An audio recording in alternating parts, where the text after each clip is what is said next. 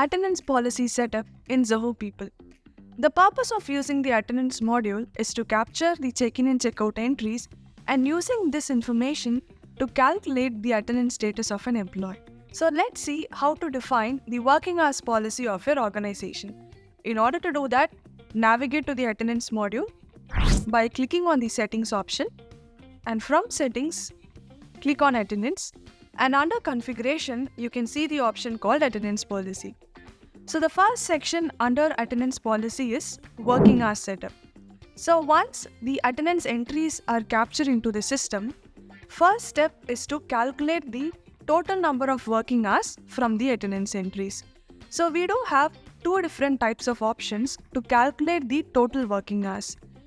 Number one is first check-in and last checkout. Let's take this example. An employee checks in at 9 a.m. in the morning, and by 12 p.m. the employee leaves the office and again come back at 1 p.m. and the last checkout is at 6 p.m. in the evening. So this is a scenario. So considering the first option, that is first check-in and last checkout. When this option is enabled, the total working hours of an employee will be 9 hours, that is starting from 9 a.m. in the morning till 6 p.m. in the evening. However, if we go with the other option, that is every valid check-in and check-out. In this case, the total working hours will be 8 hours, that is from 9 a.m. till 12 p.m. and then again from 1 p.m. in the afternoon till 6 p.m. in the evening. So the 1 hour where the employee was not available will not be included in the total working hours calculation. So this is how every valid check-in and check-out works. So you can select from any one of this option, that is first check-in and last check-out, and every valid check-in and check-out. So once total working hours is calculated, the next step is to determine the attendance status of an employee to tell whether the employee is present or absent for that particular day. So to calculate the attendance status, again there are two different modes in the system. The first option is strict mode. So when we say strict mode, you can see the number of hours inputted in the system. Full day is equal to 8 hours and half day is equal to 4 hours, and this can be altered depending upon your organization's policy. So according to this condition, an employee has to work for 8 hours or more than 8 hours to be marked as present for the complete day. Second scenario, if an employee works for 4 hours and more than 4 hours but less than 8 hours, then the employee will be marked as half day present and half day absent. The third scenario would be if an employee is working less than 4 hours in a day, then the employee will be marked as absent for the complete day. So this is how strict mode works, where you actually enforce your employees to work for specific number of hours. The next option is called lenient mode. So when you go to lenient mode, you can see the option called expected hours per day. For example, let's set the expected hours to 8 hours here, which means that an employee is expected to work for 8 hours. However, when it comes to lenient mode, it is not mandatory for an employee to work for 8 hours. Irrespective of the working hours, the employee will be marked as present for the complete day as soon as they check in for that particular day. So these are all the two different modes that are used to calculate the attendance status of an employee. So now we know how to calculate the total working hours and from which how to take the attendance status of an employee. There are a few other additional settings that we can have under this working hours policy. So first one be allow overtime and deviation. So we have set the expected hours per day is equal to 8 hours. So if an employee is working more than 8 hours, it will be considered as overtime. If an employee is working for less than 8 hours, then it will be considered as deviation time. So if you want to calculate this overtime and deviation time, you can enable this option, allow overtime and deviation time, which is based on the expected hours set for a particular day. And then we have the option, impose maximum hours per day. So you can set a maximum limit. So you can say an employee can work up to 12 hours in a day. So let's take the maximum hours is defined as 12 hours for one particular day, which means that if an employee is working for more than 12 hours, it will not be considered as overtime. So that is the impact of defining maximum hours per day. And then we have round off. For example, let's take the round off for first check-in is set to 10 minutes. When round off is set, an employee checks in at 9 a.m. in the morning and the round off is defined to 10 minutes. So anytime an employee checks in between 9 a.m.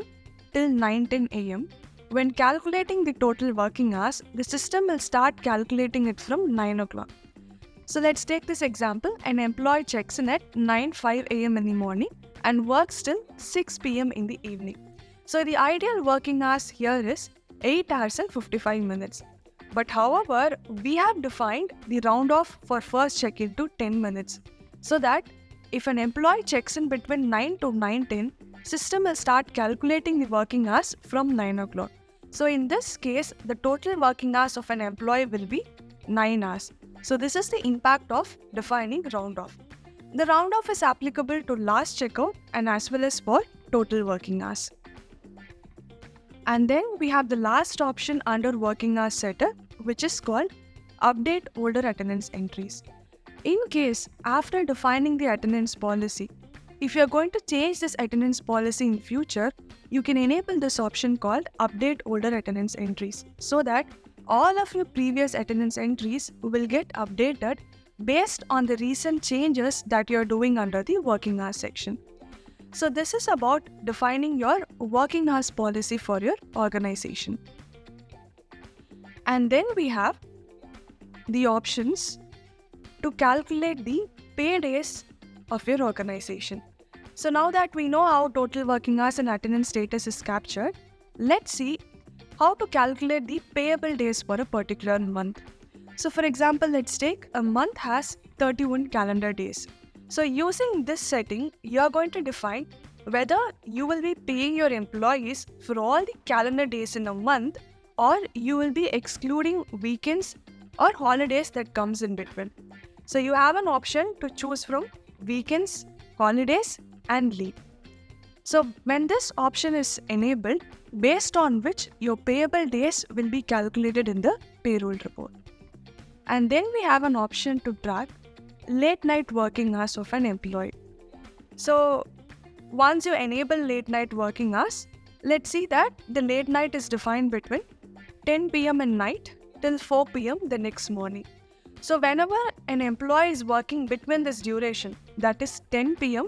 and 4 a.m., it will be recorded as late night working in the reports. So this is just to differentiate the working hours. So the total working hours will be 12 hours, out of which 2 hours will be considered as late night working, provided the employee is working between the time frame that we mentioned here.